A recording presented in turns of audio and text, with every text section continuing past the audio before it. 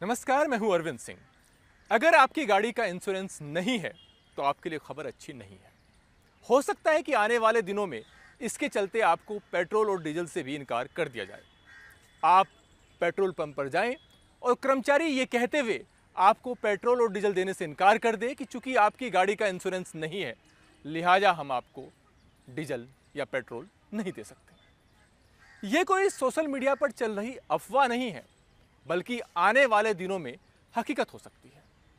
दरअसल हुआ यह कि सुप्रीम कोर्ट ने केंद्र सरकार और बीमा नियामक को यह कहा है कि वो ऐसे पायलट प्रोजेक्ट पर विचार करें जिसके तहत ये व्यवस्था हो कि अगर गाड़ी का इंश्योरेंस नहीं है तो ऐसी सूरत में उन गाड़ियों को पेट्रोल और डीजल देने से इनकार कर दिया जाए।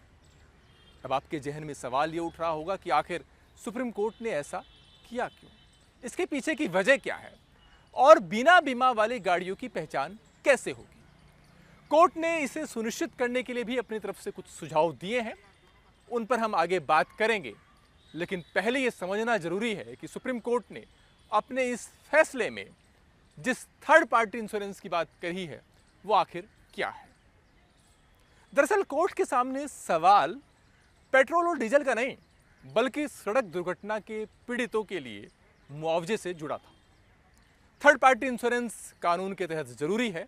इसका मतलब यह है कि अगर आपके वाहन से किसी दूसरे के जान को कोई नुकसान पहुंचता है या दूसरे के वाहन को कोई नुकसान पहुंचता है तो दोनों ही सूरत में नुकसान की भरपाई आपकी बीमा कंपनी करेगी। इसे थर्ड पार्टी इंश्योरेंस कहते हैं।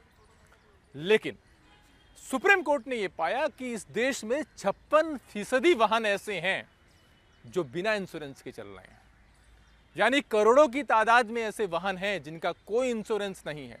ऐसे वाहन चालकों को न तो अपनी फिक्र है और न ही उन लोगों की जो सड़कों पर हैं और इनके वाहन के चलते किसी संभावित दुर्घटना के शिकार हो सकते हैं।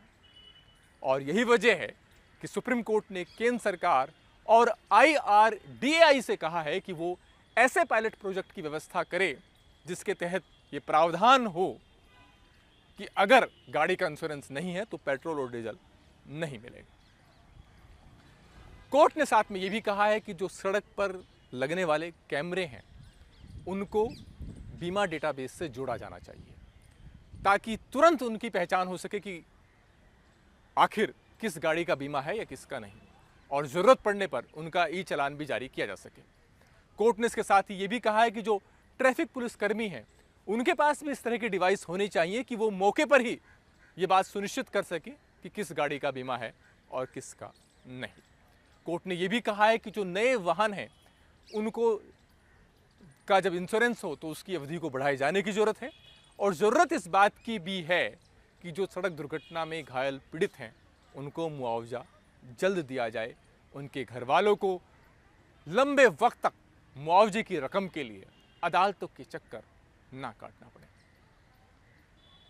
तो सुप्रीम कोर्ट ने तो केंद्र सरकार और IRDAI को निर्देश दे दिया, लेकिन आपके लिए काम की बात यह है कि अगर आपकी गाड़ी का किसी भी वजह से इंश्योरेंस नहीं है तो बेहतर होगा कि इसे जल्द से जल्द करा ले, क्योंकि अगर जिस पायलट प्रोजेक्ट की बात सुप्रीम कोर्ट ने कही है अगर वो हकीकत में अमली जामा पहनाया जाता है उसको केंद्र सरकार की तरफ से, तो फिर आपके लिए मुश्किल का सबब बन सकता है। वैसे भी गाड़ियों का इंश्योरेंस होना एक कानूनी वैधता है, कानूनी जरूरत है, और ये इसलिए भी जरूरी है क्योंकि ये मामला सिर्फ एक कानूनी जिम्मेदारी का नहीं है, बल्कि ये हर उस व्यक्ति की सुरक्षा से जुड़ा मसला है जो सड़क पर है और आपके वाहन के चलते किसी संभावित दुर्घटना का शिकार हो सकता है। कैमरा पर्सन गौरव वर्मा के साथ अरविंद सिंह, जी मीडिया, दिल्ली।